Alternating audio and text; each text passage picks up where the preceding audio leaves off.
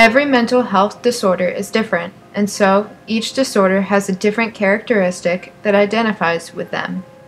I mean, if it was like something like depression or bipolar, then, or even Tourette's, I don't think I would really know how to find a physical characteristic with that, because I don't think there is any. But like Down syndrome or something, or some kind of autism like that, like that's in a pretty increased stage, then there would be some physical characteristics. But in most instances, trying to define what a mental illness is can be a kind of an interesting question. And whether we use norms or we look at behavior as being adaptive, behavior in the best interest of serving one's own personal agenda. The word illness in itself implies that there's something, quotes, sick about the person. Do you find some particular kind of pathogen out there, like a germ or a disease? Because we do use the word illness in that respect. So it's kind of interesting the way society's evolved over time in looking at the question of what it means to be mentally different. My roommate last year had mental illness. She was depressed. So I have lived with someone with mental illness. I was a little shocked because I didn't really know how to deal with it, but she kind of told me what to do and how to react because I had never dealt with it before. Look at and recognize that personalities emerge over time. They're a product of interactions with social forces, cultural forces, familial forces, all of those things.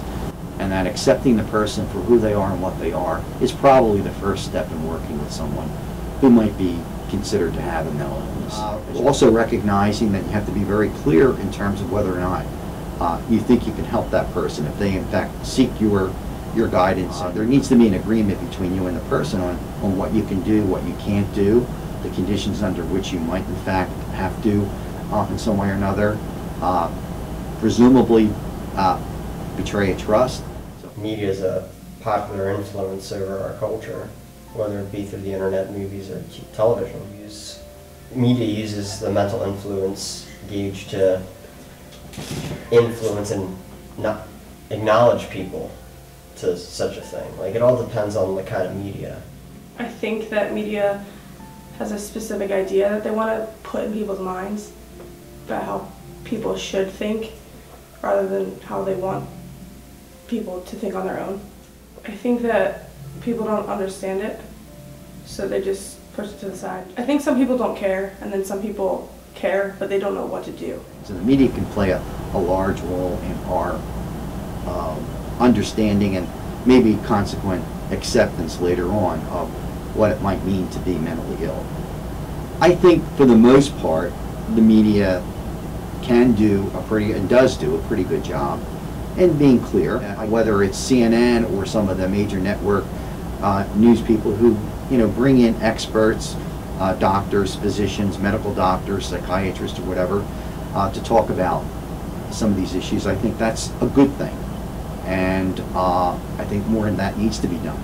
I know they've set up phone services for people with depression. I know there's PTSD hotlines. I think that people with mental illness could also benefit from going online because they could read information. So in order to help the public know more about these mental illnesses, I think that there could be more months dedicated to a certain illness, so then people are more aware of it, like they have months dedicated to cancer, diabetes, and autism.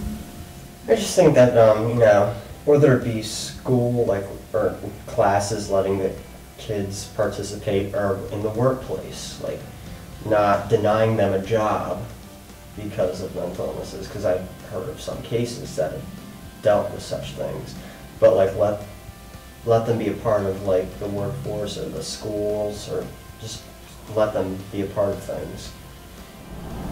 Getting the public willing to be as empathetic with someone who has a mental disorder, I think, is the real challenge and the real task. I think there are a lot of activities that happen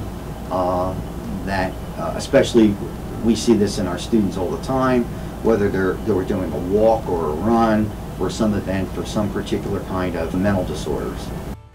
By becoming aware of mental health disorders, we can all strive to make a greater difference in our society.